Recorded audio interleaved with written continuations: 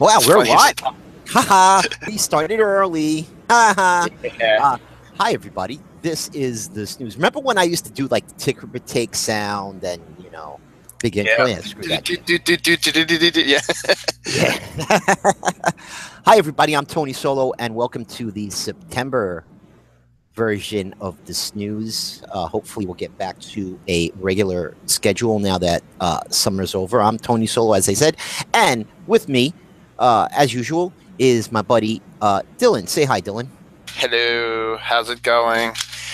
It's a wonderful September. It seems the weather, as we always seem to talk about weather, seems to be confused because last week was absolutely glorious fall weather, and now we're getting this heat humidity bullshit again. So it should have flipped. It should have been last week was all the humidity and stuff.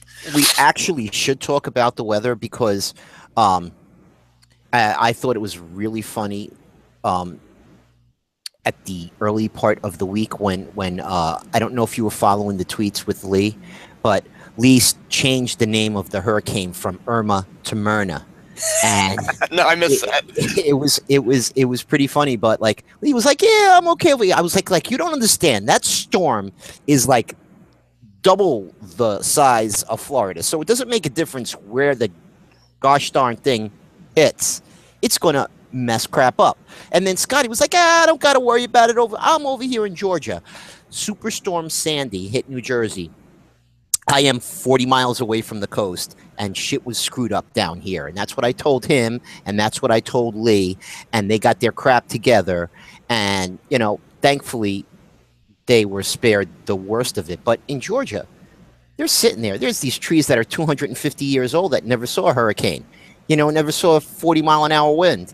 Here comes Irma, and Irma is going to F shit up. And she did all over the place. So thankfully, everybody's safe, and we're getting her now. So it just came down for about 20 minutes, and then it stopped. But I think we're supposed to be going through this all night long now, which is okay. There's no wind, a little rain. Yeah, a little rain. That's about it. I mean, they were saying basically here it was going to be spotty. We got some scattered stuff. I think I was back as far as Tuesday. I think we got some spotty stuff. Wednesday we got some. Overnight last night, I think we got the worst of it because I woke up this morning and my deck was completely soaked. I was like, okay, I must have gotten a good rain overnight. I didn't hear it. So, and they're saying might get something tomorrow, but I don't think so. I think it's done. It's just well, for us, we were supposed to starting in the afternoon. We were supposed to see some passing thunderstorms with some cells that could be pretty strong, but we didn't get anything until like I said, maybe about 8:15. right. Right before I came down here, it just stopped. So anyway, enough about the weather because we talk about news, not fake news. This is real news snooze, and what we always kick off with is the birthdays, and that's Dylan's job because he's a census taker. Yep. And again, I have to thank Laura Norman for getting the birthdays compiled together. I'm going to just add one little thing. It's not really a birthday per se, but tomorrow is my 4th anniversary, my 4 years of Dylan Knows. September 15th, 2013, Tony Solo, myself, and Larissa, we did our first show of Dylan Knows, and now here I am, 207 episodes later, getting ready to celebrate my 4-year tomorrow. Saturday, the 16th, we find our friend from across the pond, Mr. Matt Foster's birthday. And then we jump all the way down to the end of September. Brienne's birthday, Lady Sabri's birthday is going to be showing up. And again, here's the Myrna tweet. Something is not working. It's stuck. Well, it is a clown, and it is going to come and eat you. October 4th is not only Dawn Snarks and I's wedding anniversary, it is also River City Otter Jake's birthday. October 6th is our friend and yours, Heather, Stardust 1006. Her birthday is October 6th. October 9th, we got ourselves Melinda, Miss Silken Soul herself. And Hall's birthday, the Holly Wilson, 12th of October. And that's it until next month, the snooze.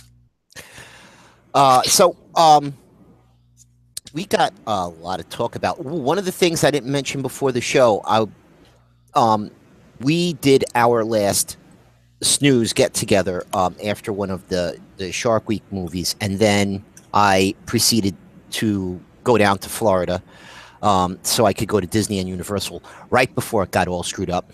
And um, Sharknado 5 was that Sunday. So I haven't spoken to Dylan since then. And I wanted to get his take on Sharknado 5. So before you go ahead, I see you shaking your No, head. no, no, no, no, no. It's gonna have to wait because I haven't seen it yet. Oh, you haven't seen it yet? No, Oh, crap. we were on vacation when it happened, and then we got back, and it's just the way the schedule works, the way the asinine governor here in Maryland has decided to push school starting till after Labor Day. So now we had to struggle and find stuff for our kids to do because their camp ended 2 weeks early. So then we had to scramble for that. Plus, work got me down again. I just haven't had a chance to watch it yet. So I apologize, Mr. Tony, Okay.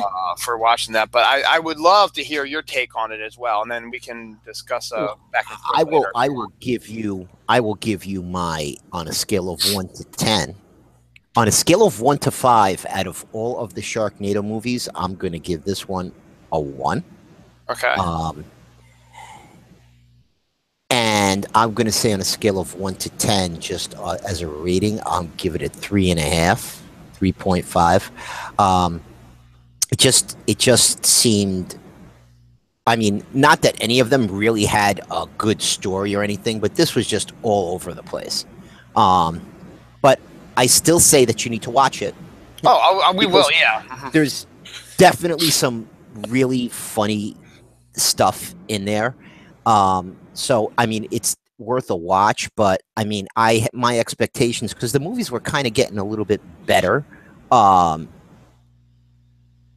I think it was budget wise, more special effects CGI stuff. They were definitely getting better, but I was disappointed. Maybe because I had such high hopes, but story wise, it just failed. But I actually ended up watching it, I think, on Tuesday or Wednesday. We had gotten home early one night, and I watched it from my DVR on my phone, because that's technology. Yeah. But Dylan was getting ready to go on vacation, I think the week after me, if I'm not mistaken. You were going to go the second week in with. When were you going down? It was August. It was August 7th, something like that. It was like the first full week of August. Let me get. Okay. It was the 6th through the 13th is when I was on vacation, and Sharknado came out on the 6th, I believe. It came, it was out the day that we were traveling. So, right. I left. I was gone from the 5th to the 12th, so we were gone the same time. Yeah.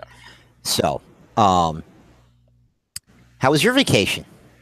It was nice. I mean, it was the first full vacation I had in a couple of years, because last year we couldn't afford a regular vacation, so we took a bunch of long weekends, 4-day weekends here and there. Did Hershey Park and some other stuff as well. So this was just a nice get back down to basics, back to the beach, just spend a whole week down there. The weather was okay. It was a lot cooler than I thought it was going to be, but it was still nice enough. We also got a lot of rain periodically through the whole week. None of the days were washouts, but at least, let's see, 4 of the 7 days we had rain, either in the morning or in the evening, or actually there was one time where we were at the beach and we could see the storm coming, and then it just started to rain a little bit, and then all of a sudden it just downpoured when we were on the beach, so we actually had to walk back to our house, which wasn't that far from the beach, in the pouring down rain, which is actually really cool because you're already wet and you're covered in sand and doing stuff. So it was really neat. And then we just went in and wiped ourselves down. The house itself, it was the first time we actually stayed in Duck, North Carolina.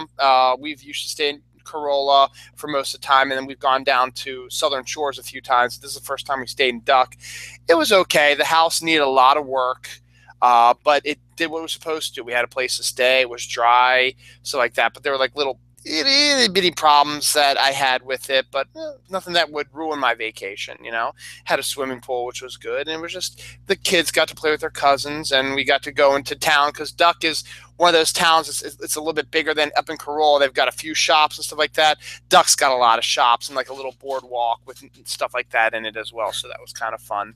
So it was good. It was good. How was yours? On a scale of 1 to 10, I'm going to say it was phenomenal. Um, we had a couple of bumps in the road.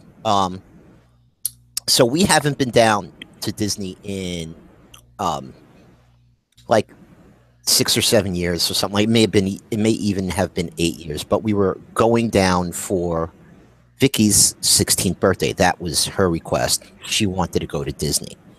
So we stayed in an area where we'd stayed before, but we stayed in a different house. And this is the first time we've just gone down.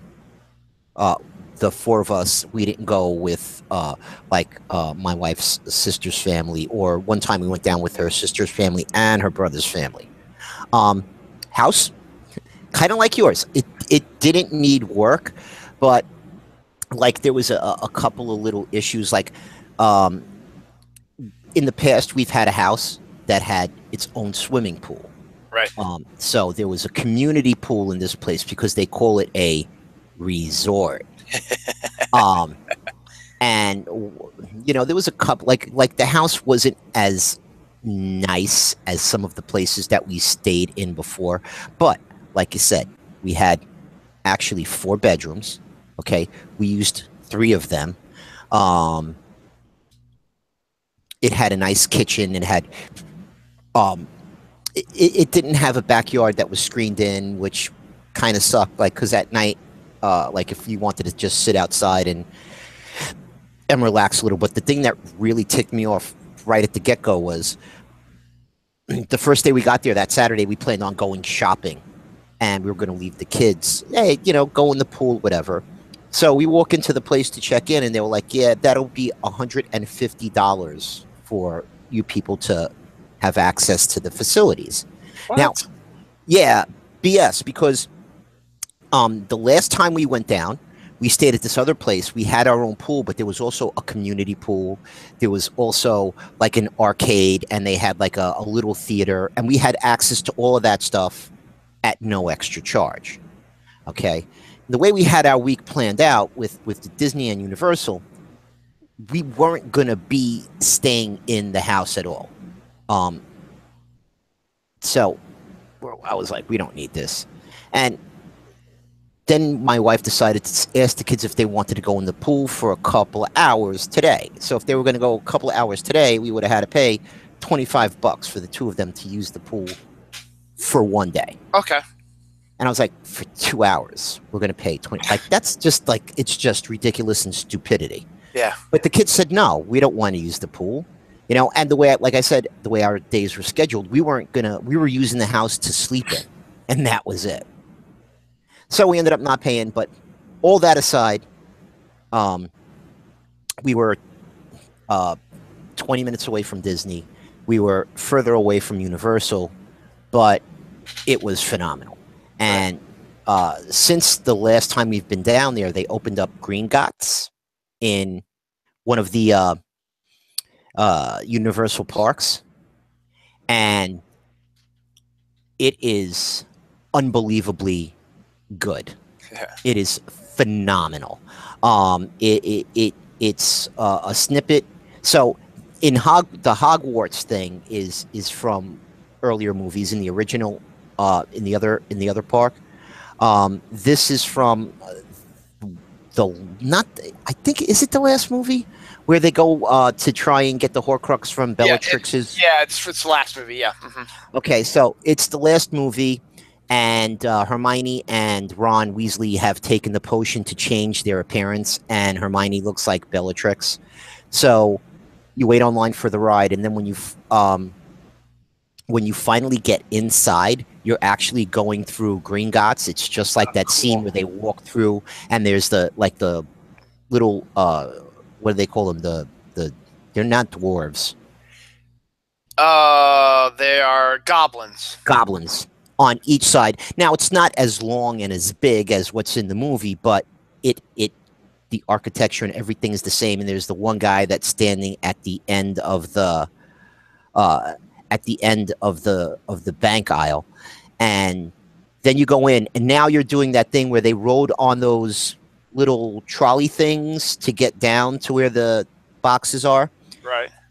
and it is 3D, and it is perfect. At one point, Bellatrix is standing there with Voldemort, and she takes her wand and she zaps you with lightning, and it hits you right between the eyes. But it hits everybody between the eyes, you know. As there's all this other stuff that goes on. It was pretty phenomenal. And plus, one of the things that they've been showing in the ads is the new Jimmy Fallon ride. That's crazy good. Um, we waited all day to get on the King Kong ride, and that was a little bit disappointing for us. Right. But for a different reason, because we were heading towards it, we were about to get online, and it broke. And this is Oh, why I said we waited all day. We right. didn't. Thankfully, we weren't online. When they finally opened it up and we got online for it, we were online for uh, maybe 45 minutes. But here goes a spoiler alert. When you when you're on that line, like it's so well decorated and stuff, just like the Hogwarts stuff and just like Gringotts. But at one point, there was people in front of us, and we watched them lose their shit because they had a guy that was dressed up as like a native, right? And he was inside the wall, and there was a piece of wall that came out. So, like I had seen somebody get scared, and we passed that part. So I just kept on looking back because the people behind us didn't know what was going on. Guy opens up the wall and just sticks his head out and screams. And people, like, there was definitely people that went home with dirty underwears, but there was a whole series of little holes that this guy can pop out at. And he's getting people, like, he'd stick his arm out and grab people. It was really, really cool. But that was the best part of the ride. The difference between King Kong and something like Gringotts, in the King Kong ride, you're on a bus. So it's happening on both sides. You know, there's stuff happening on both sides of you, so Okay. you really don't know where to look. So it was good in some respects, but in other respects, it was a little bit disappointing. Like for the amount of time that we waited for it, because like there was people like all pissed off that they couldn't get on King Kong. It was like, oh well, it must be good, and it was okay. It was okay. I'm just glad we didn't wait for it. Right. But so we ate in Bell's Castle in Ah. Disney, and you know, we did try the gray stuff, and it was delicious. But it's funny because it's like 95 degrees outside, and we were waiting to get in. And when you go in, you're in the castle, and they sit you down right by the windows. And when you look outside, you're in the mountains, and it's snowing. Oh, You know, cool. it's Very it cool. it really was cool, and probably um one of the funniest, best things that happened. Now, we've been down there before. Um, Vicky loves The Little Mermaid.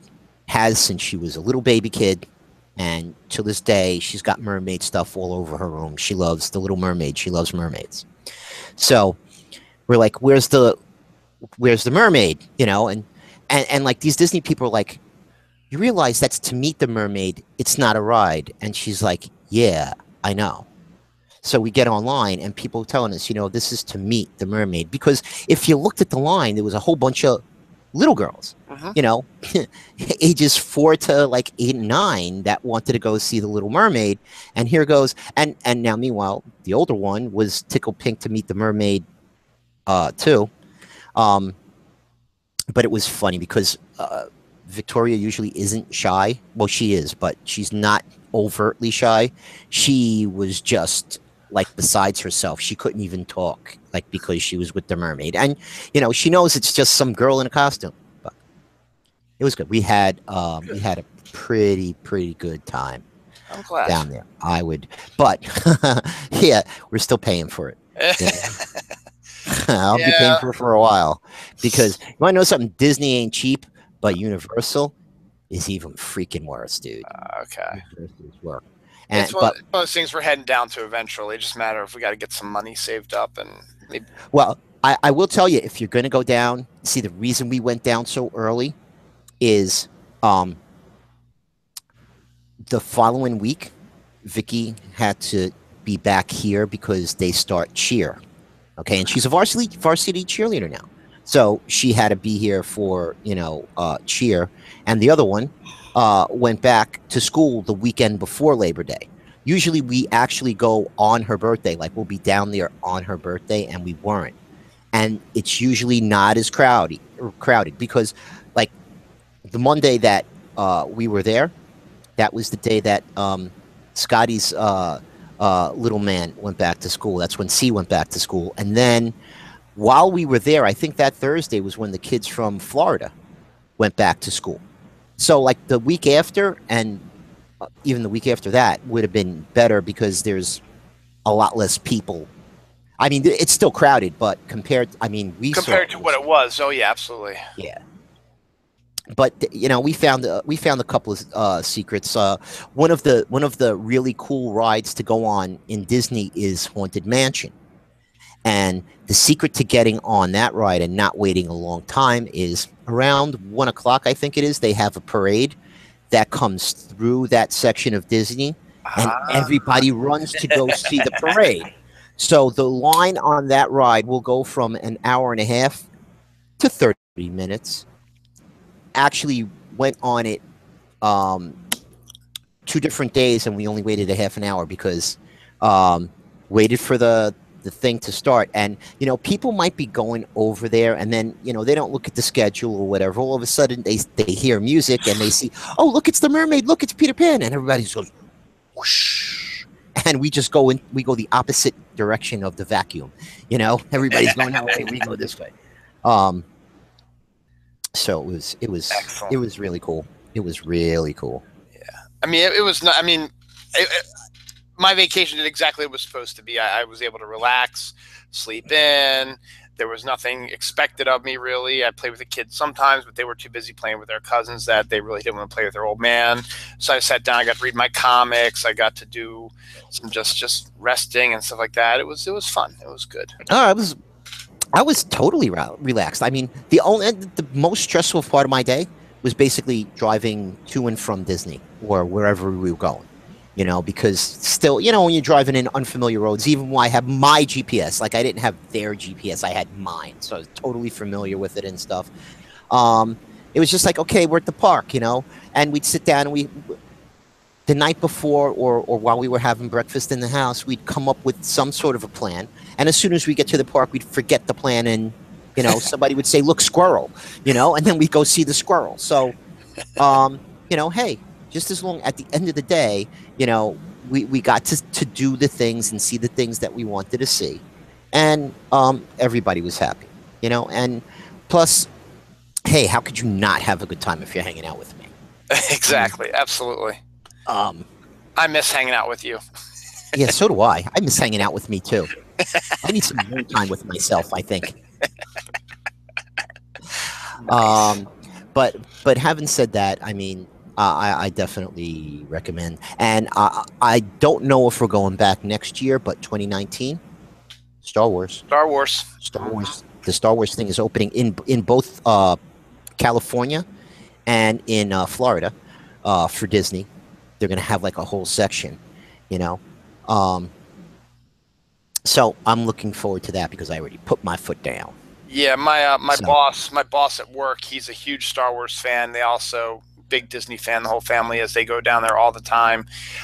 He went this year. He wasn't planning on going this year, but they decided they were going to go this year at the last minute. They were able to get everything they needed to, but they're not going next year because they're planning for 2019 for Star Wars. So well, you actually missed. They had in Hollywood Studios.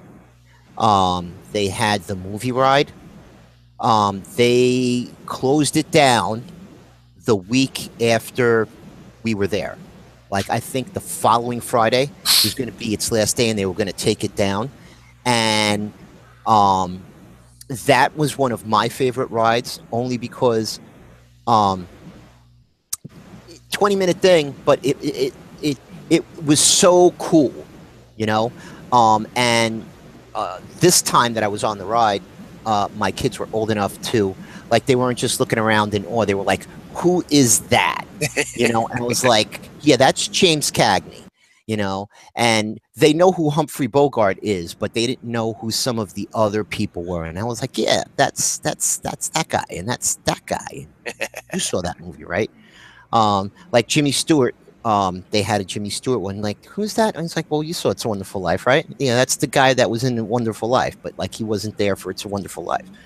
Um, uh, it's pretty remarkable though. Disney still, it's the happiest place on earth. It is. It's very happy. It's very happy. It's very happy. Um, so what else is going on? Hold on, I have a little list of things that. Oh, so um, let's not let this happen without us making a mention of it.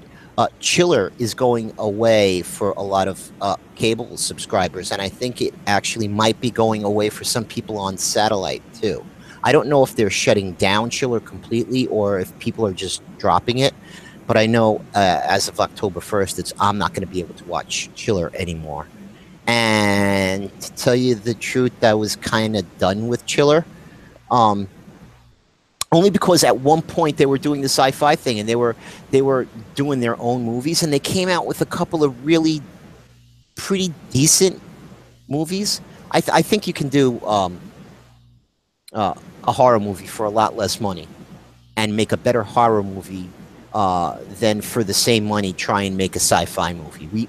That's pretty much Yeah, I think so. across the board, because horror movies have generally always been the low budget kings as far as movies go. You get some fake blood and a couple of rubber masks and stuff, and you've got yourself a movie. But sci-fi movies a little bit harder to make, especially now that it's easier to do it CGI, and bad CGI is very cheap. Yeah. We know that. Oh yeah. But you guys weren't even getting Chiller, correct? No, we had Chiller. We Oh, just you had we Chiller? yeah we had Chiller. We hung out with the Chiller crowd for a little bit, but then it was Friday night, and it was just like, or Saturday night rather, or Friday night or Saturday, whatever. It didn't interest us. It was like, yeah, Yeah. okay. We're more Like I we're more said, sci-fi than horror fans anyway. yeah. There was which will be a nice segue. Um, they did have a good number of movies, but then they started to get a little bit too repetitive and stuff. And not that that's bad, because I mean, there's other networks that like Freeform TV channel 699, if you've got FiOS, is the Harry Potter channel. Yeah. Because on any given night, except if, like, I know Tuesdays, it's not Tuesday, but on any given night, if you turn it on, you might catch a Harry Potter movie, you know? Um, and my daughter gets mad when she's home when I put it on, because, like, if you want to watch Harry Potter, why don't you just get one of my DVDs? And I'm like, no, I don't want to watch Harry Potter. However, I do like the movies, and if I'm doing other things and it's on in the background, when my favorite parts come up, I can stop what I'm doing and look, or, it's on. What's interesting about the Freeform Harry Potter movies, though, is they add the deleted scenes. Not all of them, but they add a bunch of deleted scenes into it because they got to stretch the runtime with Well, all they the stretch the commercial stuff runtime. like that. Yeah, They'll take a 2.5 hour movie and make it 4 hours long. yeah, but Like, they do add that's some scenes though. yeah, that's bionic shit, though. But, I mean, like, they're pumping steroids into Harry Potter and, like, making it 4 hours long. It's like, yeah, it started at 6 o'clock. It's over at 10. You know, I can I can go out, cut my grass, weed whack, blow things and stuff, come back in, and I still won't miss the end of the movie. Um, but yeah, so Chiller's going away, and at one point there was a really good crew on Saturday nights, and they were showing decent movies, and I think I've seen them all, and I've seen them all twice or three times, and it's no fun when you're tweeting the same movie that you saw 6 months ago. Maybe a year and a half or 2 years later, um, you'll forget some of it and whatever, and you could do it. But I mean, hey, I just did this, like it's still there. I could still see my tweets from the last time. You know what I mean? right. Particularly with the hashtag, So yeah. yeah, yeah. Like, oh wow, yeah, I did say that. Wow, I'm repeating myself. I'm so smart. So Was your announcement that it was your 4-year anniversary? Nope. Okay, so let's get to that. Okay. Because this is the way I am, I have to do a little roundabout thing before I get to the actual announcement. What I've been enjoying this summer is the third season of Twin Peaks. I got it. I ordered the Showtime package on Amazon, which isn't Showtime itself. You can just get stuff, and they stream the thing. So I've been watching it religiously. I've watched all 18 episodes. It's over and done with. And I started thinking a little bit about it, and I was like, you know what I'd like to kind of revisit? I kind of like to revisit a little show called The Assistant. Remember The Assistant? I remember The Assistant.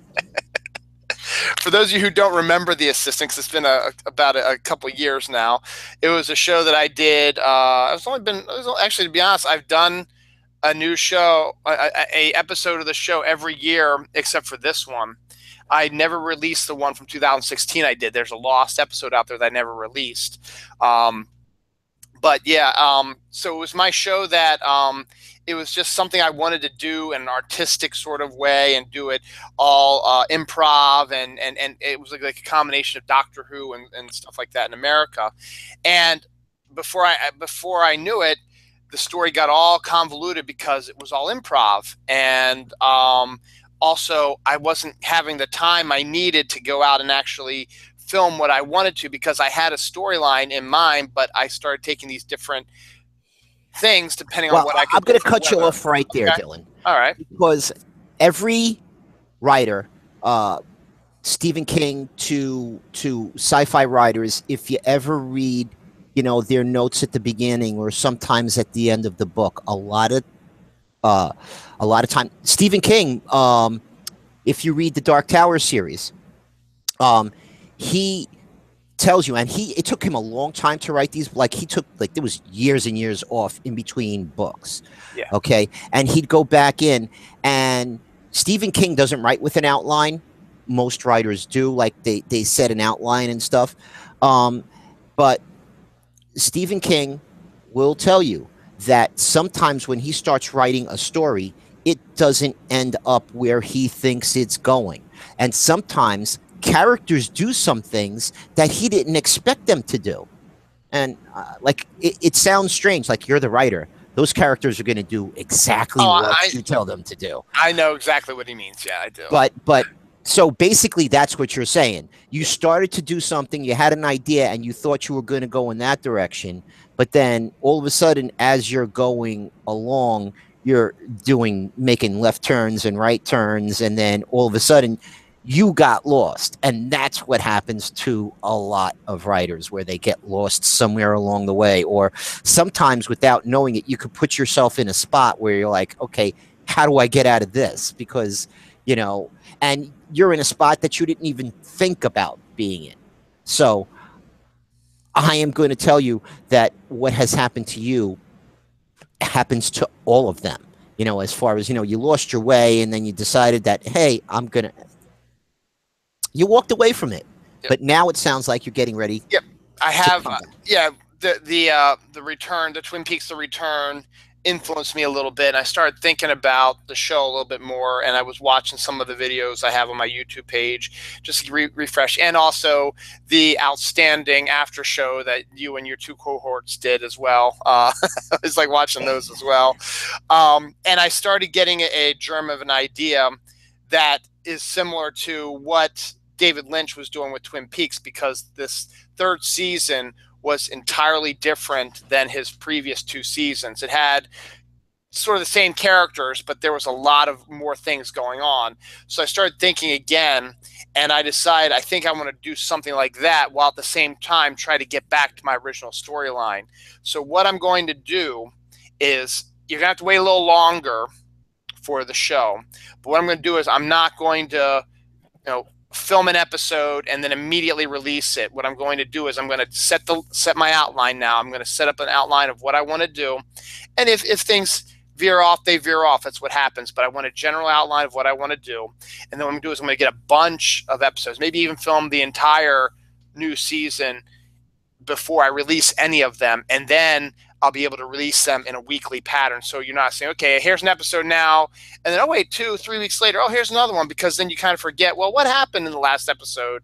And then you got to go back and watch a new one, which is okay because it gives me more viewers. But at the same time, it's kind of annoying for the viewers who are just like, just give it to me in a weekly doses. So the assistant, the return is right now being what we call in pre-production right now. I've got notes on a notepad worked out, and it's just a matter. I love the fall, so I'm probably going to be filming a lot of episodes this fall. I might even film some in the winter. As I said, it all depends on my schedule and when I can get things done. I'm going to try to film a bunch of episodes at one time instead of one here and then one here, one there. So that's the big announcement. The assistant will be returning. It's going to be called The Assistant The Return. It's just going to be maybe sometime next year. I'll get it out there to you guys, and hopefully maybe they'll be in a talking ass again, maybe. Or a return of the talking ass, because if it's the assistant returns, then it could be revenge of the talking ass. Who knows? Now, I don't know anything about that show, though. I wouldn't have any firsthand knowledge of it, so I wouldn't be able to speak about it. But so the assistant returns, is it going to be like the same format, like 2 or 3 minute little quick little bursts? It's going to be that way. The script is going to be everything's going to be improv again, but I'm going to have a general plot idea for that episode. So what I say is going to be improv, but what I do is not. I know what I need to do is like, okay, I need to do this. You're going to hit plot points, but you're going to improv the dialogue and action as you go along. And yeah, that's now the one thing I want to ask. One thing I want to ask you, Tony, is, as I told you, I did The Assistant 2, and I only released 2 episodes of that, including the Christmas one. And then that's around the time when I stopped. Well, you did a teaser. You did do a teaser, and then the 2 episodes. Yeah. There was a 3rd episode that I filmed that I never released. Now, in your opinion, should I release that soon, and to just sort of, or should I wait and release it before the return? That type of thing. What do you think? Okay, so my opinion would be it all depends on whether or not it has any bearing on what's going to come after it. If it's going to, one of the things that you might be able to do is actually do another episode after that, that whatever is in that episode that may not agree with where you're going, you may be able to put another little episode in there that helps you start making that turn. That's fine, because the episode the episode I had ended on a cliffhanger, and there might actually be something I might be able to slide in there. I'm thinking I don't think I want to release like 1 episode like this year and then nothing for like 6 months. I don't think that would be right. So what I think I'm going to do is, once I get the shows on film, what I might do is I might re-release the entire series again to refresh people's minds about it, because it is going to get connected. Because while the return is going to have its own story arc, at the same time the story arc is getting back to the main story arc I wanted to do with the first season. So it's just a matter of I took a U-turn in season 2, which was only 2 episodes anyway, 3 technically for the one that's lost, and now I'm going to try to return back to get back to where I am, but keeping aspects of season 2. Like, one thing I am going to do, and this isn't really a spoiler because I'm telling you right now, it's going to come right out in the first episode. I'm going to have my characters' memories are going to be back. So I'm not going back to the time where I don't know what the hell I'm doing. It's going to be I will have all my memories, and that's where I'm kind of enjoying this. So, actually, hold on. There we go. No, that was just me. I was just, because it says, hey. If you want to, I screwed that up because I wanted to, I was just playing with it and I wanted to see. Oh, there you go. But yeah, that's my big announcement is The Assistant The Return will be coming probably next year, but I will be filming it all this fall probably and into the winter when I have the time. That way it won't be so sporadic. It'll be more, when I get the episodes done, it'll be like bam, bam, bam, bam, bam, bam, bam, bam, bam, bam, bam. It'll be more of a level thing. And then we'll see where it goes. At this point, this might be it. This might be the end of the story once I get to it. I mean, it's not going to be like only like 2 episodes, but it's going to be a lot of episodes. But where the ending is might very well be the last episode I do of the show. It all depends, again, on the reaction and what storylines I come up with. Like you said, you might veer off in a whole different direction and like, hey, you know what? Maybe I should use that for another season. So, but you will be getting more assistant, but probably not till 2018. I'm just going to tell you that right now. Okay, and okay, so the last bit of snooze before we go into our last topic, which I'll tweet a link out about. Circus Kane, Gerald Webb movie is out, and we all know how people love creepy clowns. So this movie's been out for a little while, but Gerald Webb needs some support. So it's Circus Kane. It's on iTunes. You can see it on Vudu, Xbox, Google, Amazon, Dish, DirecTV, and In Demand, and Fandango for now. So it's not on Netflix, but if anybody could go on to any of those vendors and maybe watch or purchase, they're looking for you to like it up and maybe write a quick review. And I don't know if any of you guys remember, maybe a year ago, 2 years ago, there's this thing called Rabbit where you can share your screen with people that are in a little room. It's kind of like being able to share a YouTube video while you're in a Hangout. But it is a third-party website, and they don't give a crap what you show. Like, you can have porn and stuff. Not that I would ever do watch porn. Yeah, you're not Ted Cruz. But there may be a watch party that may happen, and that might be something that Mr. Tool organizes. So if you can, Circus Kane, retweet the tweets that you may see me putting out there, because Gerald Webb is tweeting at me and Kelly. I'm retweeting them. If you could look for those tweets, retweet them, and help spread the word on Citizen Kane. Mr. Webb would appreciate it, and send as much love. If you end up watching the movie and you like it, say something nice about it, because we know you're not going to dislike a Gerald Webb movie. It's just not going to happen around here. Particularly one called Circus Kane. Yes. And let me tell you something. That clown looks pretty effed up. And, oh, man. So before we get into this last subject, just so you know, where are you guys on Game of Thrones? We don't watch Game of Thrones. I thought you had the DVDs. We do. No, we have the DVDs. We just don't. We haven't watched them, and it's one of those things that I don't know if we're going to do a watch party anytime soon. But it's just, to be honest, Tony, I hate to say it. I mean, we are getting away from watching stuff on TV. And we've had this discussion before. There's not really that much on there. Well, you see, I have done the same thing, but it's when I say I don't watch things on TV, And I heard latest news report that people are starting to dump cable, and people are going to YouTube and Netflix and Hulu, and they've got Roku and their Fire Sticks and all this other, stuff. So, okay, a little segue. And why college is so expensive, because the schools want to suck every penny that they possibly can out of you. Last year, my daughter was in a dorm room, and we paid for cable. Not bad, until you come to realize that the kid was spending 3/4 of her viewing time on her laptop because she's watching things on YouTube and Netflix and Amazon Prime. Okay, so, and basically, like, she watches Gotham, and that she can go to Fox and watch it the next day if she wants to. So I had this bright idea to get her a Chromecast. Now, we have a Chromecast in my house. It works great. The thing about Chromecast is it's cheap, but It's not like some of those other things like a Roku, or like even my Blu-ray player has apps built into it.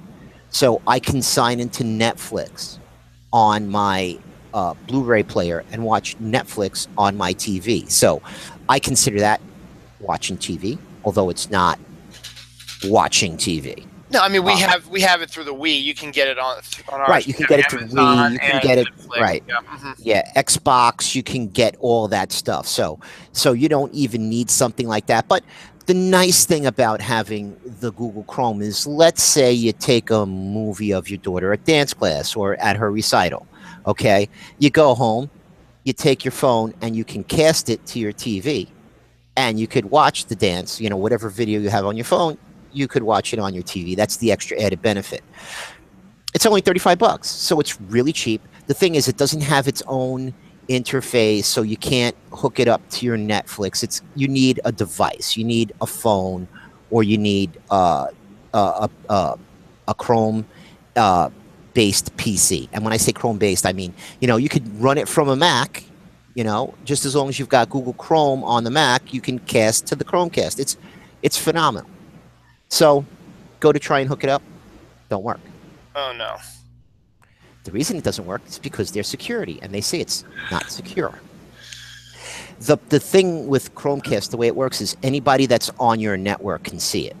So in a college, if someone decides that they want to send naked pictures of their junk to a specific TV, but the thing is, you could always make your Chromecast be hidden. You can hide your Chromecast if you want to, but it's not secure. So I was there all day Saturday, the day Oh. she moved in, trying to get this thing to work, and it wouldn't work. I spoke to their IT people, and they were like, "Yeah, no, it's not going to work on the wireless. You might want to try plugging it in with an Ethernet cable." Well, it's only wireless. Well, there's a way around everything. So Yeah. I said, I'll just go home. I've got a wireless router in my house that I'm not using.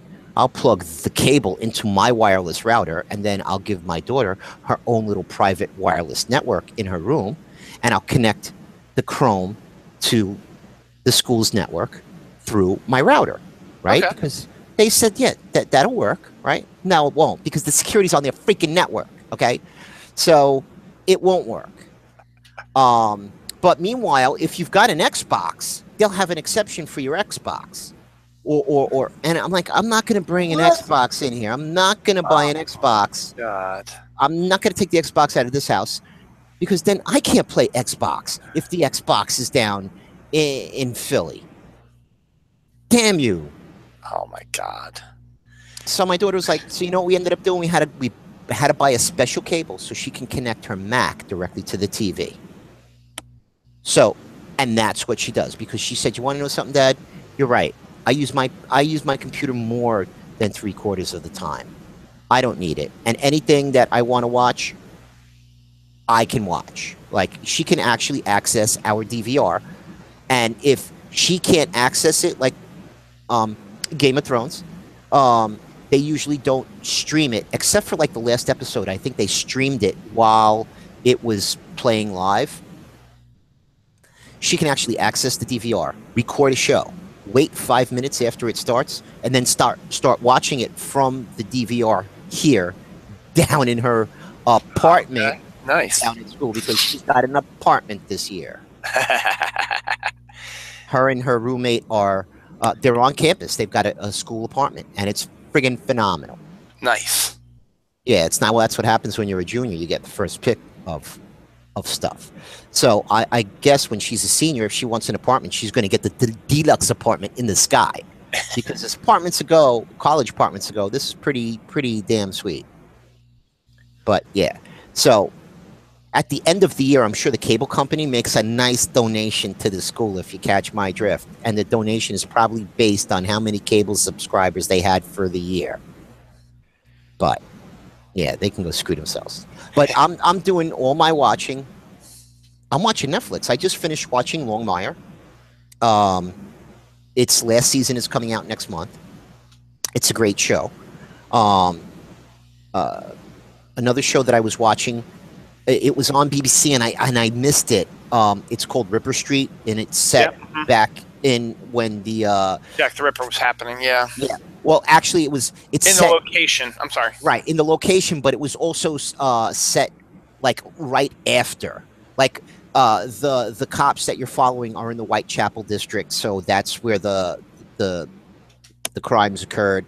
And these are the cops that investigated it, and it really has a steampunk type of feel, even though it's not steampunky, like they're doing forensic science, Victorian style, you know. So it's really cool, and that just came to Netflix because they finished over on BBC, and I think that's the last season for that. There's a whole bunch of stuff that I've been watching on. Oh, so if you like zombie movies, okay, I'm going to give you a zombie movie to watch. The only bad thing about it is if you don't like movies with subtitles, don't watch this.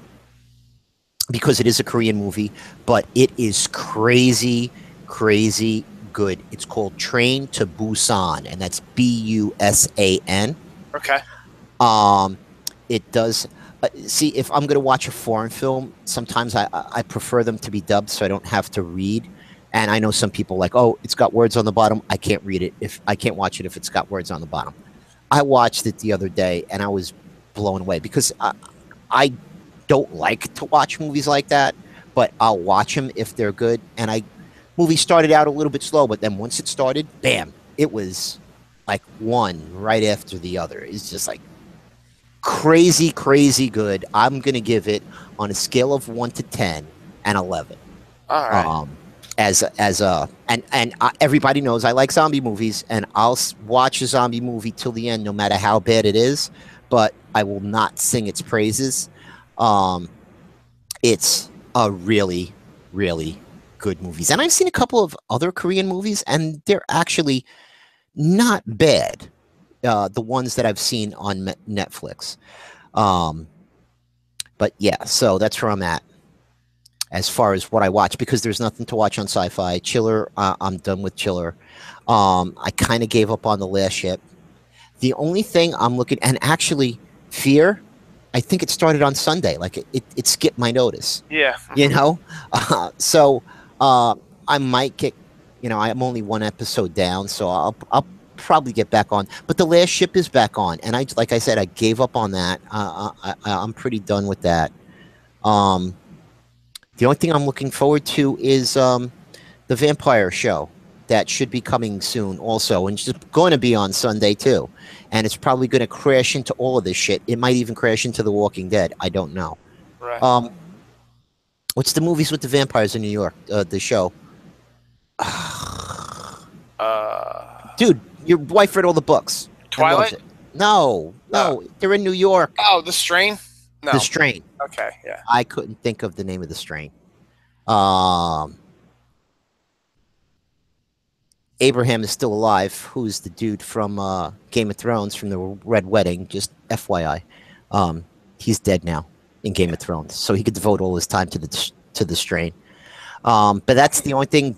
That and Walking Dead are the only things I'm kind of looking forward to besides football season, which I'm not really looking forward to because I'm a Jet fan, and Jets, should be playing against my kid's high school football team, and my daughter's high school football team might actually have a chance of beating the Jets because they can't beat any of the high schools around here. Don't blame that on the cheerleaders because she's not good enough. That's terrible. But no. Awesome. My daughter is awesome. I love her. Anyway. So I'm going to tweet out a link to something I found earlier today. I was just messing around, and Bill, you've got the link, so I'm not going to... Yeah, I got it. I'm opening it right now, yep. Yeah. And it was just like, I wanted to see if there was any kind of news on Sci-Fi, and I ran across on the Sci-Fi Wire subsite. They've got, because they've been around for 25 years, they've got the Sci-Fi 25. So they've got a whole bunch of lists here.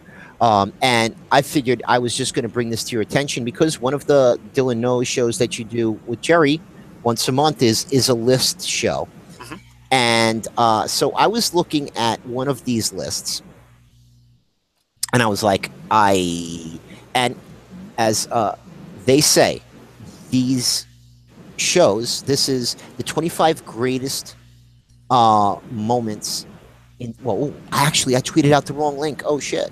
Greatest standalone Uh, episodes of sci-fi the TV. greatest standalone episodes of. I tweet the link I tweeted is for shows from the 90s, moments from the 90s. Um, because I actually looked at that because they had a picture of Scully and Mulder on the top of that. Which, hey, if you want to watch the X Files like I did from start to finish, you can do that on Netflix. Um, and I watched it all the way to the bitter end. So Was bitter. it was. But you want to know something? I can't remember the. You see, I hate this when I wasn't going to talk about it, but the dude who was the metal cop from the Terminator, that ended up coming in and taking Mulder's Yeah, spot. Place. Yeah, Robert Pattinson. Um, um, he's he's pretty good, and I enjoyed those episodes.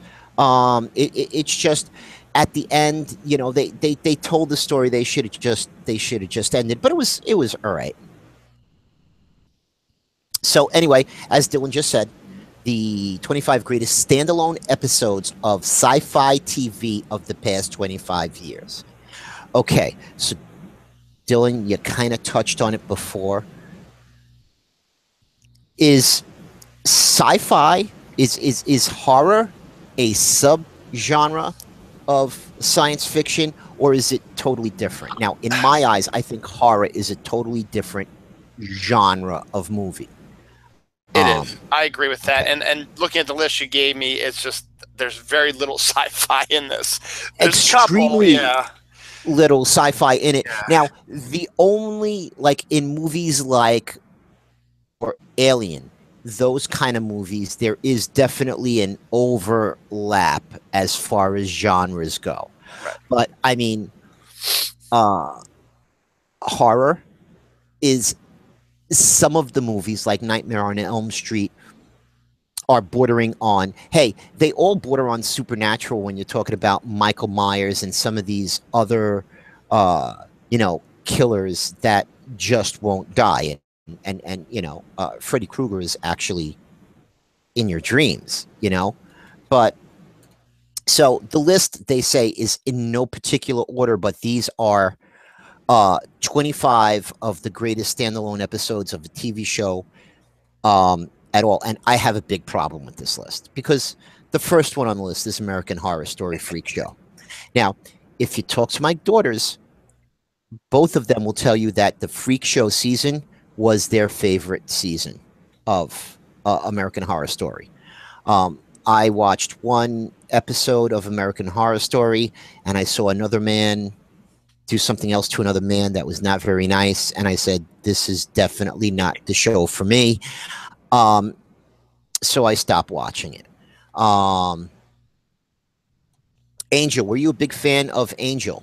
I liked The Angel. spinoff. Well, here's the thing with Angel. Angel is one of these bizarre shows where the first season was excellent. Second season had some good aspects of it, but sort of lost near the end. The third and fourth seasons were kind of crappy. There were some good episodes in there, but they were kind of crappy. The fifth season, which was their final season, was amazing. It was probably one of the best seasons of television ever on TV, in my opinion. And when I eventually get around doing that list with Jerry, that's going to be on my list because that's season 5. They totally rewrote everything.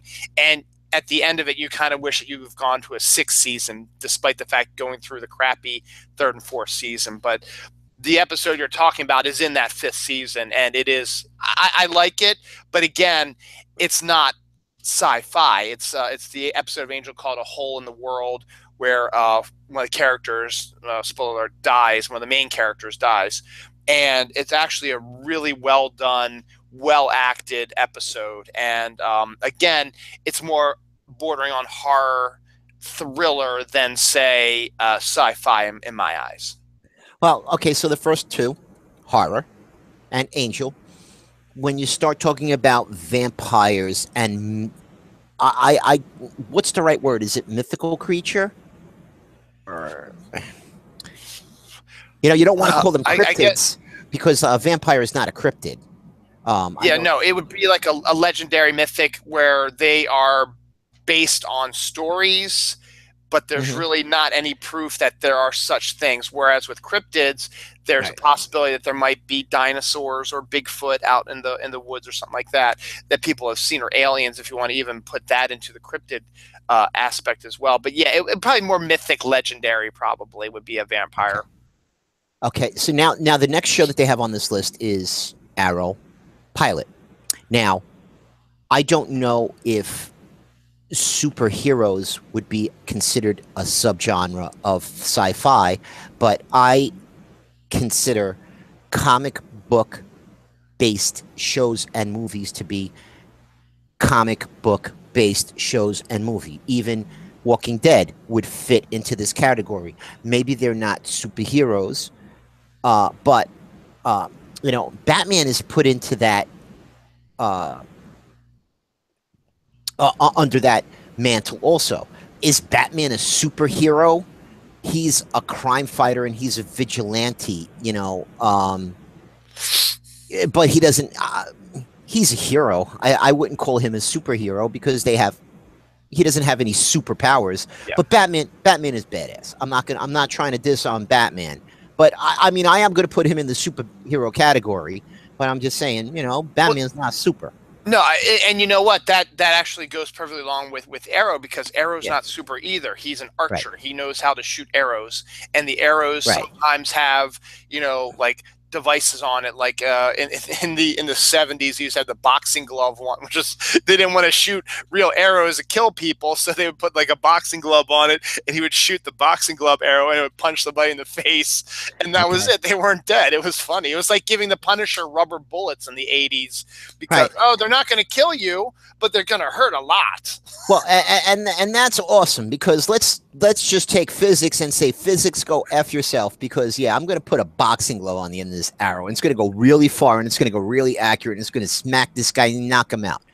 Hey, look, it's a comic. I'm not going to knock it. I'm just saying. Okay. I think comics have a well-deserved genre all of their own. I agree. Okay, and there's nothing wrong with me saying that. It's not sci-fi.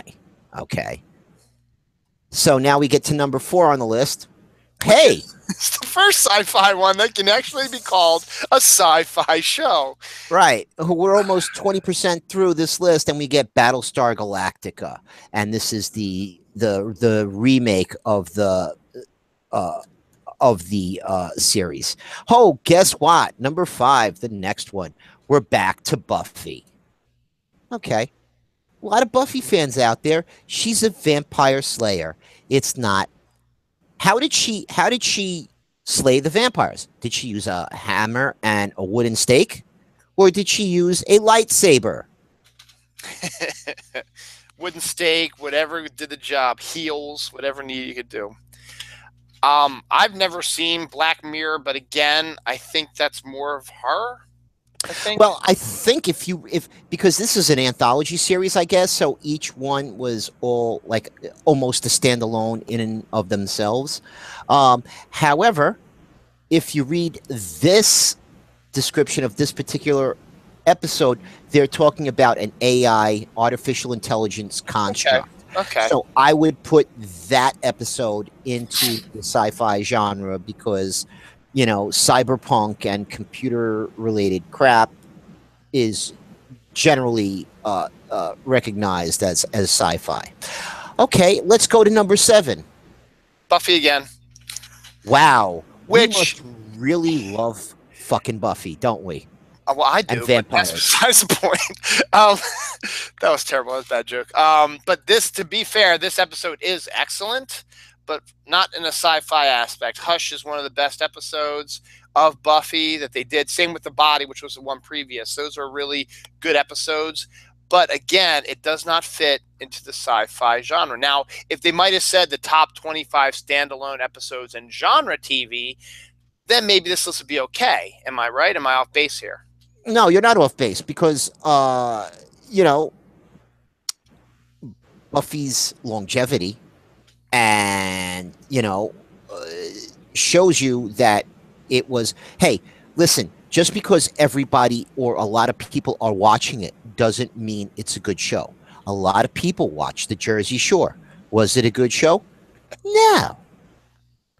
I watched it because it made me laugh, but was it good? No, you had a bunch of people getting drunk and having sex on the Jersey Shore and talking about stupid crap, gin tan and laundry, GTL. Go fuck yourself. Yeah. But it's not on this list. Why? Because it's not freaking sci-fi. So now we've got something, and I love this description.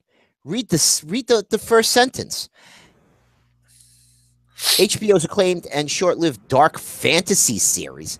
Okay, so they're calling it fantasy. Now, you go into a bookstore. Sci-fi and fantasy are always lumped together, and I would say that fantasy could be a subgenre of sci-fi, but it's also, hey, it's a genre all by itself, like Lord of the Rings and the Game of Thrones stories and a lot of these other stories with elves and stuff. I'm not gonna crap on them for putting this in there, but I mean they're calling it fantasy. So if it's fantasy, then it's not sci-fi. Well, have you ever seen Carnival? I have not. Okay. But sci-fi, by definition, has science and fiction in it. There's no magic powers and crap. Right, yeah. Again, to be fair, that's true, but Carnival was excellent. HBO screwed it because they wanted a 3-season commitment because they had a beginning, middle, and end storyline they wanted to tell in the 3 seasons. After the 2nd season, they canceled it. They didn't give them the 3rd season to wrap things up, so it ended on a cliffhanger and stuff like that. But it is an excellent. I think you might actually like it, Tony, if you ever can find it. I think it's an excellent series. Again, I know what you're saying. It's not sci-fi per se. It should be its own fantasy thing. But Carnival was actually an excellent series. It probably was, but now that you tell me that it doesn't have an ending, I would never watch it because unless I guess it might be based on books, but. No, I think it was done. It was done on its own. It was you get 26 episodes and some really good performances by the actors and actresses. It takes place during the Dust Bowl in the 1930s, and it's basically a battle between good and evil. There's an evil priest and a good slacker type of guy working together, and there's incest and all kinds of cool stuff in it. It's before Game of Thrones on HBO. It was one of the precursors to Game of Thrones. So yeah, and Game of Thrones was actually, the books were out before 2000. Yes, they were. Yes, my point was it wasn't made yet until after Carnival in video form. So now we're up to number 9. Holy shit! They finally came up with something I saw. One of my favorite episodes of a show ever, and C. Why wasn't this number 1? And why is this the only Doctor Who episode on this list? This is definitely one of my favorite episodes of Doctor Who. Blink with the Weeping Angels. And actually, this is one I've seen. So it's unbelievable. But the way they did this story was crazy good, because Doctor Who gets trapped and sent back in time by a weeping angel and has to leave clues so he can be rescued. And actually, this episode is I don't want to say it's one of my personal favorites. I don't know if it would be considered one of the best Doctor Who episodes ever, because there's a lot of really good episodes. But it's one of my personal favorites. Like, when I watched this episode, I remember saying, what the F is going on? And just absolutely loving it. Like, when it finally, and it introduced the Weeping Angels, and, they popped up several other times over the years after that. But this time travel is definitely a And if you don't think time travel is sci-fi, well, H.G. Wells started this shit back in the 1800s. You know, um, so I'm going to say, hey, they got at least two right because I'm going to say Battlestar Galactica, and I'll give you the Carnival before this because fantasy is a pretty decent um,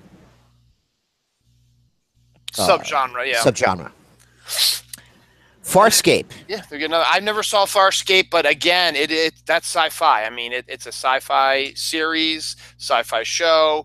It since I never saw it, I couldn't tell you, but it probably, if it's on here, it probably belongs on the list because they know Right. mostly what they're talking about. Okay, so out of the first 10, there's three legit sci-fi shows there.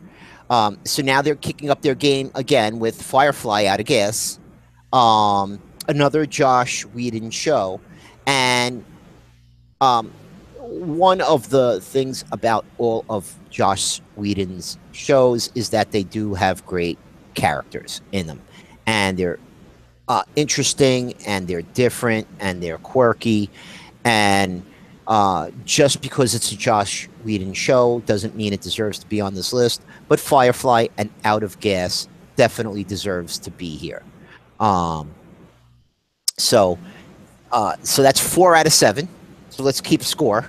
Now, let me. I never caught this. Would you consider Fringe sci-fi? I think I would, right? Because there is alternate dimensions and stuff. Yeah, it's alternate dimensions and traveling in between alternate dimensions. Now, Fringe was another show that um, it got a little crazy to watch, but it was so good. Like the characters were just so good that and to tell you the truth, I think Fringe might be on Netflix, and I might revisit that and watch it from start to finish, because um, it really is a crazy good show, and there's a lot of stuff going on. It definitely had an X-Files type feel with some of the stuff that was going on with it. Um, but yes, it is definitely. I would put Fringe in a. This and Millennium would definitely be sci-fi, and X-Files by definition has to be sci-fi. Um, Absolutely, yeah.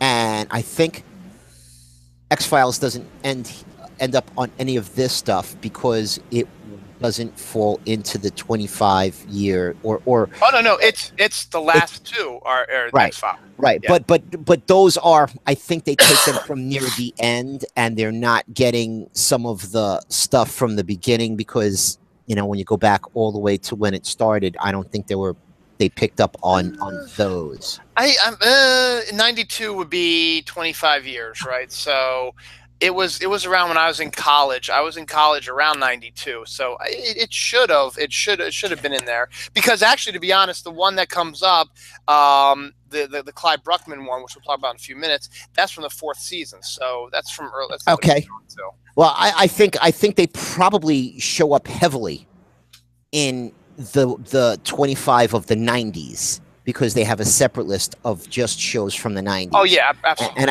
And I think they did that because they realized that they didn't include a lot of stuff that was a lot better than some of the crap they got in here. They put some of the popular stuff. And also, to be honest, too, the 90s, if I can recall correctly, wasn't really sci-fi friendly. I mean, there was some. X-Files was the big one, obviously, but it was more along the lines of like the 90210s and the Melrose Places and those types of shows. I might be wrong going back. Yeah. We're coming out of the Dallas era and like late 80s into the 90s. There was a lot of soap opera stuff. Yeah. Almost like soap opera stuff. Exactly. But that brings us to Futurama, which is, I would consider it sci-fi. And I think it's funny. I don't know if it deserves to be here. But I mean, I like Futurama. I watch it. I'll watch it and rewatch it and rewatch it and rewatch it. Um, so, hey, it is sci-fi. So, More power to but then again, it. every cartoon is sci-fi that has a talking animal in it. It's true. And now, Uh, number 14, does that fit into your fantasy subgenre because it is Game of Thrones? I would put it into the well. It's definitely fantasy. Oh, But yeah. there's definitely magic. There's dragons and stuff. Um, but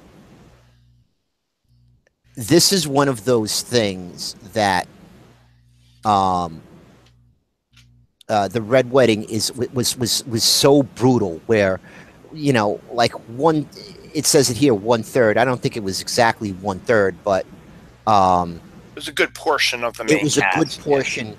Well, because it was Rob Stark and some of his generals who may have had a line here and there. So I wouldn't have called them central cast members, but it was basically Rob Stark and his new wife and his mother, who may or may not be dead.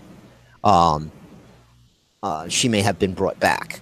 Uh, it was definitely an amazing part of the books and definitely an amazing episode. Um, I believe it deserves to be here, but there were other episodes of Game of Thrones that also would deserve to be here. But that is probably the one that had the biggest. They didn't really just do that type thing. Kind of like, spoiler alert if you haven't watched it, in the episode where Jon Snow gets stabbed by 5 or 6 different people on the wall. But hey, spoiler alert, he comes back to life. So, um, but that's known, like that's out there. So, do you know anything about the kingdom? I don't, but from what I read from the description, it does seem more horror aspect. And I do remember Kingdom Hospital, as Stephen King did. But yeah, I've heard of it, but I've never really watched any of those or read any of the stuff like that. And Kingdom Hearts, I watched like the first episode, or Kingdom, I'm sorry, Kingdom Hospital. I watched the first episode, and it didn't draw me in. So I was like, Right. okay. Well, they're actually saying that the Danish miniseries it was inspired by Stephen King's Kingdom Hospital miniseries, but it's better than Stephen King's. So But okay, again, well, that's horror. That's horror. Um, I consider Lost science fiction. Because it does delve into time travel. It delves into strange island, mysterious beings on the island, mysterious creatures, stuff like that. I consider it sci-fi, and I think this episode of most of them, The Constant, it belongs on this list personally. I love Lost, and I will to this day, I still think everybody has misjudged the ending. They don't quite understand exactly what happened, or it might be one of those things where, it's one person's opinion, but I think the true answer is it's not what everybody thinks it is. But I think this episode, The Constant, was one of the best ones. okay. And I So, what do you believe think the Lost is ending sci-fi. was?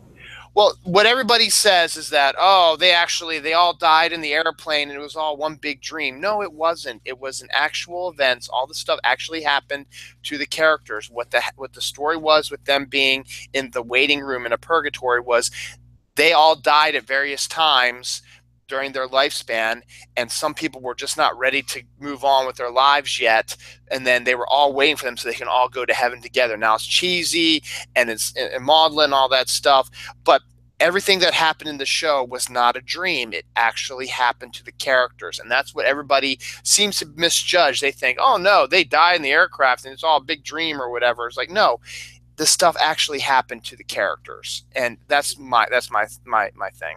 Did you Okay, watch Lost? I did. I started to watch it, and then I stopped because at the time when it first came out, I had little kitties and stuff running around, and it's just one of those things where, like you say, if it's on before 9 o'clock, before the kids' bedtime, maybe you can't watch it because you're busy doing your dad chores, helping with homework, brushing teeth, getting the kids into bed, getting the baths, and doing all that stuff.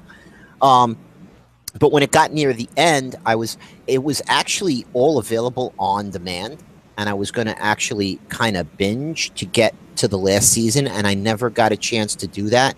And then, uh, when I heard the way it ended, where it was kind of ambiguous and like you had to make up your own mind, I was like, I ain't got time for this. Especially when I think one of the problems with American TV, and there's great examples of it, is that a show should have a beginning, a middle, and an end. And when a show is on, sometimes when it's on too long, when you know, they run out of freaking ideas, that's when the quality of the show starts to go bad. Um, Example, we saw it with Under the Dome. Under the Dome should have been a one and done thing, okay? And they stretched it out into 3 seasons, and by the time the third season rolled around, even the people that made it stopped watching it, you know? Uh, and it just turned out to be a piece of crap. Like even in the first season, when they knew they were going to have a second season because it was a big ratings success, it was a huge rating success. Considered it would have been a good show in the fall, but considering that they were getting those numbers in the summertime, it was a blockbuster. And even halfway through the first season, they started throwing uh, cute little stories in and introducing characters that they introduced at the beginning of the episode, and they kill them by the end.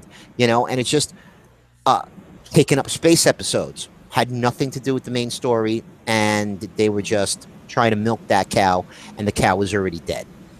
Um, If you can get through the third season of Lost, which was in my eyes was well, it was the third season. The second and third seasons were kind of the roughest seasons. The first season was phenomenal.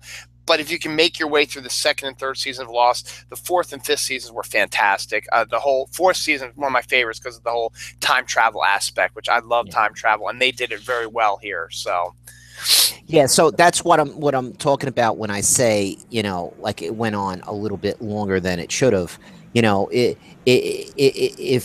If you can get rid of the second and third season, and seasons, yeah. yeah, and do it in 3 seasons, that should have been basically what the length of that show was. Um, X-Files, same thing. X-Files, they drew that story out just a little bit. They could have, and they did introduce different elements, but by the time you got to the first thing, now you're at the second thing. Now, what's her name's having a baby and stuff, and all that other stuff. But when it got to the end, and when they did the character change, like they were done. They finished it, and it looked like it was a little bit of a stretch, because the best thing about that show was watching Scully change from a complete skeptic to someone who actually believed, and then the juxtaposition of Mulder turning into going from a complete believer to, by the time he left the show or disappeared, you felt like he was the skeptic and she was the believer. And I think that should have been where they ended it, where they totally switched position, which would have made it really interesting. And so Millennium, one of the best shows on TV that nobody watched. I thought the first season was great, and then the second reason they changed the whole show around completely, and I think that's what killed it. You might think that, but I love the second season. Again, it's on my list of best seasons of all time. I love this. I love the new direction. Oh no, I loved it. I loved it. It's just that one of the things I know is whenever they take a show and they move it to Friday, that's usually they're getting ready to call the coroner and or the undertaker, because that's Fridays where they send shows to die, usually on back then on network TV. Like if a show was on its way out, they moved it to Friday. It happened with Fringe, it happened with Millennium, and they take a show and they move it to Friday. it's not good. Well, let's see how it does on Fridays. Yeah, well, Fridays is the least watched night of TV of the week. So what do you think's going to happen? Yeah. The ratings are going to drop even more. You know, and I guess they're looking to see, hey, look, if we move it to Friday and the ratings don't drop, then we'll leave it there. But if they drop, we'll cancel it.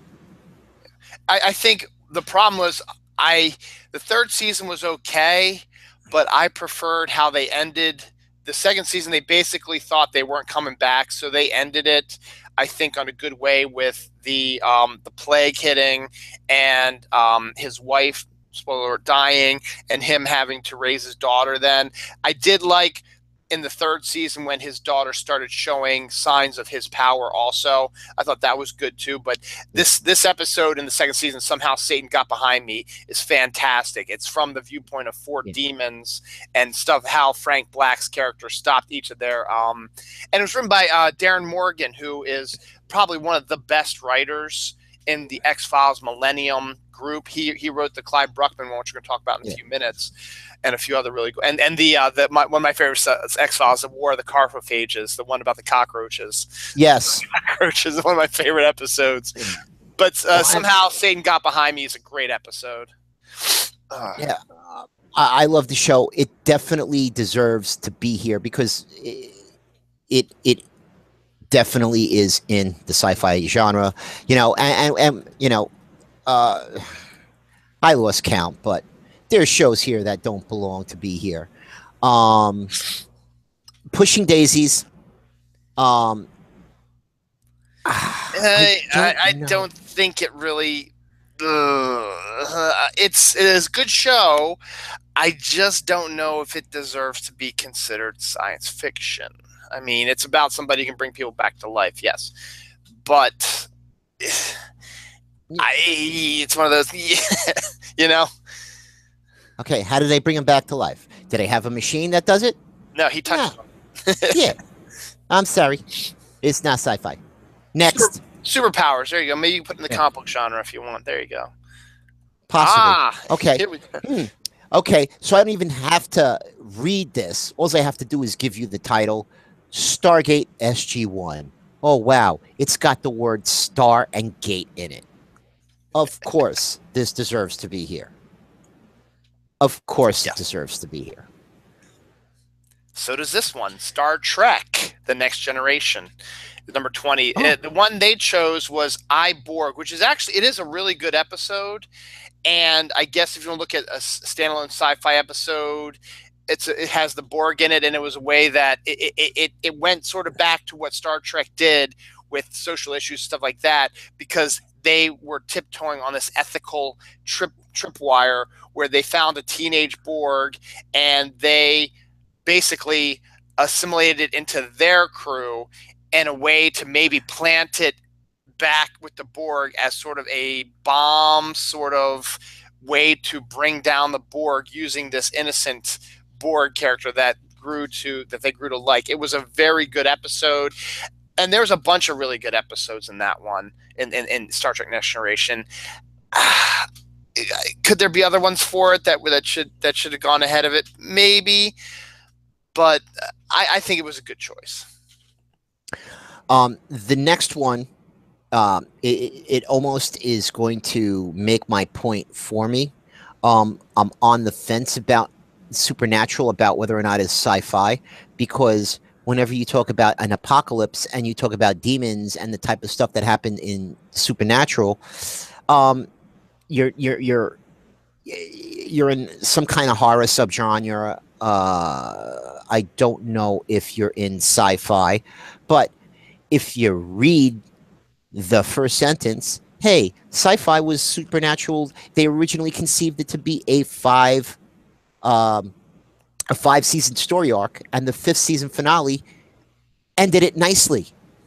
Okay, so they said when they started out, this is going to run for 5 seasons. Let's end it in 5 seasons, and let's get all of the stuff out in 5 seasons. And they did it. They gave it a beginning, a middle, and an end.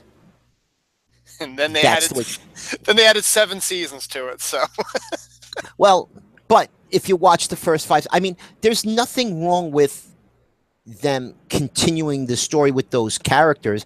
Change the name of the show, like like change it to Supernatural, the Undead, or and I'm just saying that, but give it another title and let it uh continue, or start a new story arc with those characters. Start fresh. you know, go into different areas, go into different territory, but tell your story with a beginning, a middle, and an end, and do it right. The Strain is doing it right. I know some people are a little bit frustrated with it because, hey, you know, you, you're either going to follow the book exactly, or they're going to go off on these major tangents, and people aren't going to like it. But that's what they have to do sometimes. I mean, in the end, they're coming back around to what's happening in the book anyway, similar to what's Yeah. going on with Walking Dead. You have a linear storylines from the comics, but then you get these little aspects that come out, that spread out, and eventually you're going to come back around to where you need to go. So Right, and they're still not telling the whole story, and they are leaving stuff out because they have to. Yeah. Twin Peaks. All right, now, I would not consider Twin Peaks a science fiction. It is, and particularly this episode, the return was basically David Lynch allowed to do whatever the hell he wanted to do without ABC, a network, breathing down his neck. So what he did was he made an 18-hour movie, and he cut it up into 18 parts. And it's so funny reading the fans' reaction to this. One day I'm going to do a show about Twin Peaks because I absolutely loved the series. But reading a lot of the fans of the show, how frustrated they were because David Lynch worked at a considerably slower pace. His storyline, I don't think you'd like the series, Tony, because you said you like something that has a definitive beginning, middle, and end. This one leaves a lot of interpretation, particularly the ending drew a lot of people off guard because it really didn't answer a lot of the questions that were raised in the 17 previous episodes. So I don't believe Twin Peaks should be considered sci-fi. This episode is considered a classic, but it's only because the characters only show up for about 5 minutes. It's basically the character that Kyle MacLachlan plays is in it. He gets shot, and then he gets revived by these demonic woodsmen, which you just have to watch the show. Then you have Nine Inch Nails do a 5-minute song at their roadhouse, and then it travels back to 1947 with the explosion of the first atomic bomb that released the terror of the big bad in Twin Peaks out into the world. And then there was these demonic woodsmen in the 1950s taking over a radio station. That's what the episode was. And in the end, it really doesn't have anything to do really with the show itself. So, well, see, I don't like to waste my time. Okay. Right. And if you're going to if you're gonna tell a story, okay, I'm gonna use Longmire as an example. Okay. Now, Longmire is the story of the sheriff, right? And each episode there will be some story elements that are introduced that help move the over the over story arc along, but not every episode has to deal with that story arc, and it takes them some time before you find out what's going on in that overarching story arc, that background story, until it all comes into fruition. But they're feeding you bits and pieces. But meanwhile, in just about every show, there's a murder that may or may not have anything to do with what's going on with all of the characters, and it is amazingly interesting. And the last season 5 ends with they they've told one story and then they moved on to another story. It took them 2 seasons to kind of get through the whole thing. Then you find out some stuff, and now, you know, through the 5 seasons, um, very satisfied with the way it's going. And it's interesting because the characters themselves are saying things about the sheriff that, if you're actually watching the show and paying attention, you're asking those questions too. Like, what's going on with the sheriff? Like, what's going on? So there's only one season left. So 6 seasons, and some of the seasons are really short, like 10 or 12 episodes. It's not like uh, there's a lot of episodes to watch. Um, so I would definitely recommend Longmire. But if you're going to raise a whole bunch of questions, and then when you get to the end, you're going to say, well, have a nice day.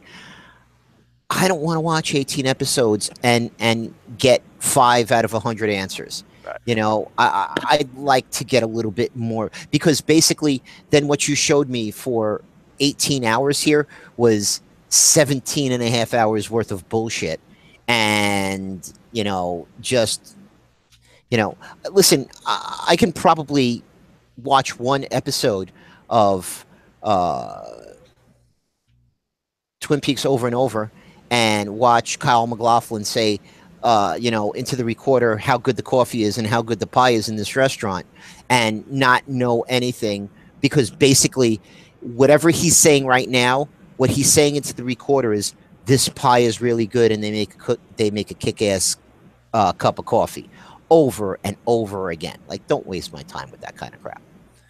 Yeah, the first 2 seasons had a little bit more of a linear story arc, but they still left some answers open. But they answer a lot of questions in that. The third season was just a way for David Lynch to just do his thing. And to be honest, I love I love this season, and I'll probably talk about that sometime down the line with some bias. But I loved it. But from what you've been saying, you're not going to like it, Tony, and I'll tell you that right now. So now, yeah, I was gonna. I still have it on Netflix. I was starting to watch, and I was just like, I just felt like I was not cool enough, like, because the show just seemed like, it was too cool for the room. And like, it just seemed like all of the characters were in on the joke, like, they're hanging out on set, they're smoking weed, they're snorting coke and stuff. And then someone said action, and, they're supposed to be, because they all look like they were laughing, or had just finished laughing, and in some of the more serious parts, and they all have like these shitting grins on their faces, like I just, like, it threw me off. But hey, at the time, artsy, and believe me, Twin Peaks has gotten critical acclaim, and it belongs in a revered column. It's like you said, it's not for me. It's definitely not. It's not for everybody. It really isn't for everybody. However, the next one, you already talked about this a little bit, The Walking Dead. Now, this is one of the best episodes ever. The Grove, the one with the look at the flowers, Lizzie. Yes, and I am trying to think of an episode other than this that would deserve to be here. And the only other one I could think of is, Matt Says Welcome. That could be on par with, and only because of the crazy writing that Morgan had put all over the inside of his house and stuff. But this was a fantastic episode. The episode when Beth dies was another outstanding episode, because they came that close, to getting her out of there. But hey, zombies, are they mythical creatures, or does it make a difference how they're created, whether or not it was the military trying to create super soldiers, some kind of disease or whatever. But I don't think zombies have, supernatural powers like werewolves and vampires do, or like the Mummy.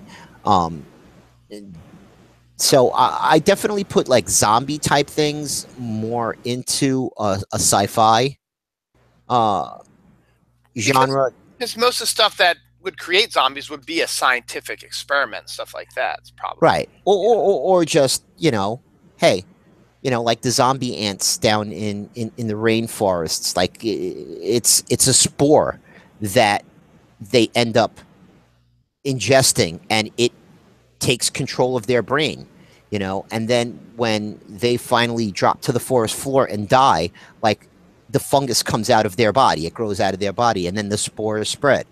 But whenever they see an ant, like the other ants, whenever they see an ant acting a certain way in the colony, they forcefully throw it out, because if it was to die in the ant colony and spread. sprout the fungus, then the spores would spread to the whole colony.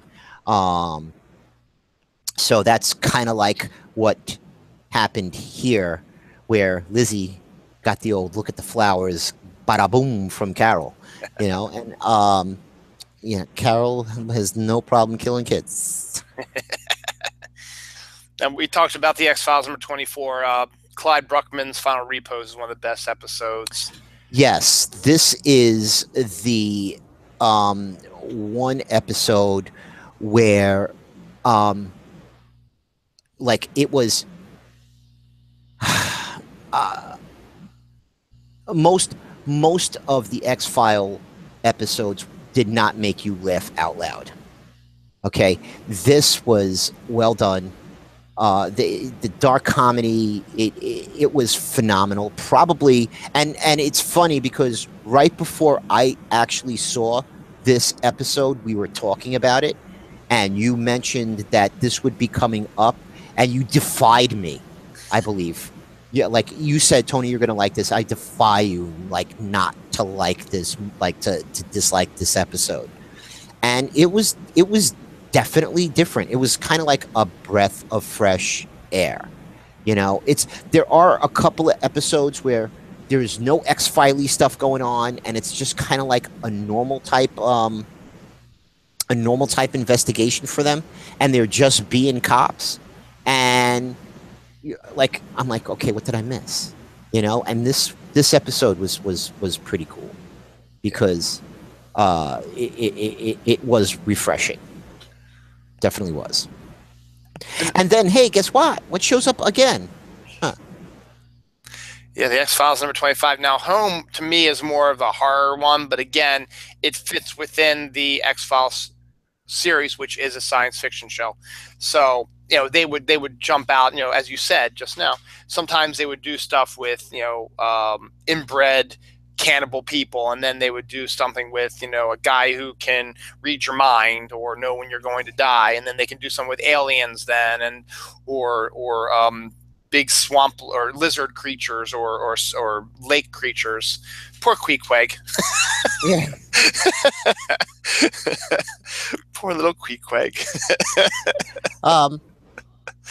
No, X-Files is definitely pure sci-fi.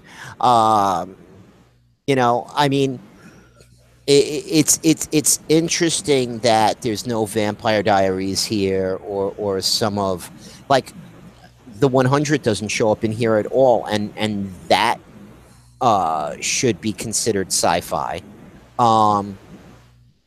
So I wonder if this list is basically them trying to cater to the audience that they think they have, because there are a lot of people that are watching sci-fi that grew up watching Buffy and Angel and Elijah Dushku, and Dollhouse isn't here at all, and I think Dollhouse should have had an episode or two, and that was another Josh Whedon show that was really good. It didn't last long, and the premise was interesting.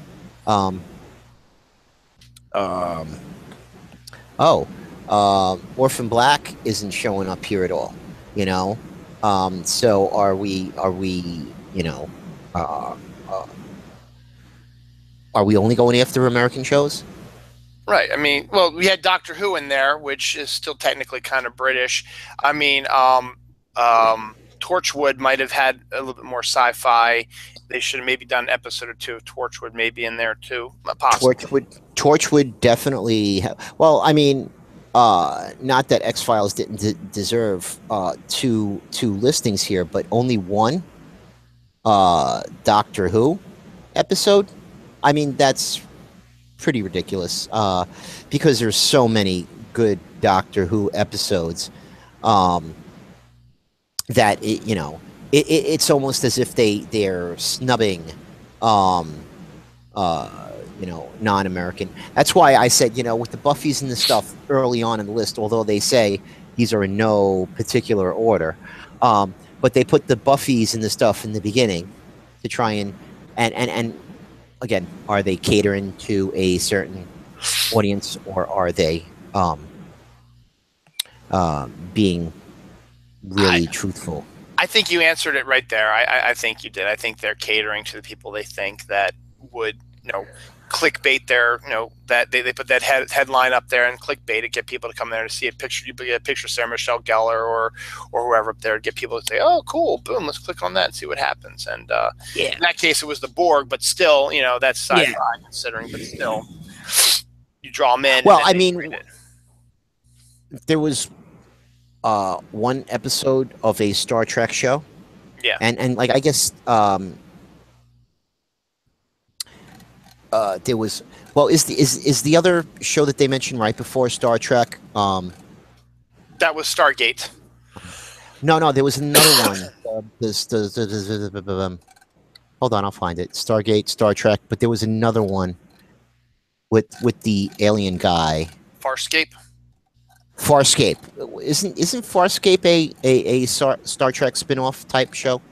It was not really a spin-off. It was more of like maybe I think homage is the right word, but it had a similar, from what I recall, it had a similar setup as DS9 did, which, to be honest, I love DS9. I think that probably should deserve at least one episode on the list as well. Well, with all of the Star Trek spin-offs that would have come out in this particular last 25 years.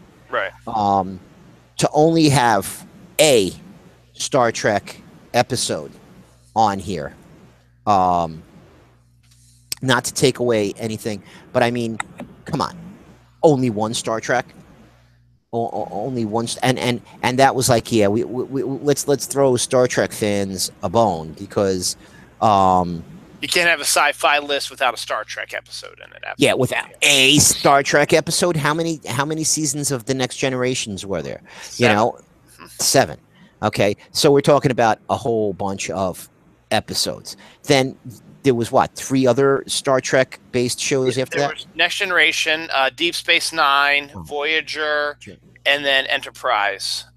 Enterprise wasn't as good as the other ones, as I heard, but from what I heard, it started off basically like the other Star Trek ones. The first couple seasons of each of the Star Trek spinoffs were always kind of a little weak. The first few episodes of Star Trek, seasons of Star Trek Next Generation were kind of weak. DS9 was kind of weak till they got into their war storyline, which lasted 4 seasons. And then you got to Voyager, where the first couple seasons were okay, but once the crew started working together and actually taking advantage of the fact that they were literally exploring unexplored space, no one had ever been out there before, and took that and ran with it, then they got a good idea with that. And then same with Enterprise. I heard, I never watched Enterprise. My attention was drawn away from that, but I've heard the first couple seasons of that were kind of lousy, but then the last season started to show signs of it coming out. And if it would have lasted a few more seasons, it might have been put on par with a Next Generation or a Deep Space Nine. So right. So with that whole universe to have one show up, maybe if they would have had an Elijah Dush coup in there, maybe it would have got a little bit more press. But I guess because, like you said, yeah, you're not gonna get a lot of people watching a show if you put, and I'm not saying anything bad, but Whoopi Goldberg is not the person that you want front and center, unless Whoopi Goldberg is standing next to Marina Sirtis or one of these other, you know. I mean, hey, I'm, I'm going to get myself into trouble. I'm just saying she's No, not the I know. most attractive woman. I know. You I know know, what you're saying. And they did bring in the thing is that was you could say the turnaround for Voyager happened when they brought in Jerry Ryan, who's another one of those really sexy type ones who played a sexy Borg, that type of thing. You could say that right? those sort of changed on that. With Deep Space Nine, though, the thing with that was what changed it on that was their stories got better. The stories got more like what you expect from Star Trek. You started seeing more of the social things, more so than any of the other shows, and that's what made it, in my eyes, Deep Space Nine is one of the best Star Trek series of all time. Because once you got through those first couple seasons, and then you just started aiming with this big war storyline going on, just they started dealing with a realistic depiction of life during wartime, and it was. I mean, people losses on both sides. You didn't win every one. You lost some. You lost characters. You had to make ethical choices that might not have been, you know, against what you're. Oh, I'm such a good character, good guy. I'm the best guy in the world. Then they had to make an ethical choice that isn't popular, but he had to do it in order to save lives, and he would do it. I mean, that's what made the show special, was because they actually had characters who seemed realistic in a sort of a science fiction era depiction of what life during wartime was. So that's why Deep Space Nine to me is one of my absolute favorites. From seasons 3 through 7 are fantastic. So, Had I known we were going to spend this much time on this list, I mean, I enjoyed our discussion, but I wouldn't have gone off the rails a couple of times. There are a whole bunch of other lists here that we could probably discuss. Not now,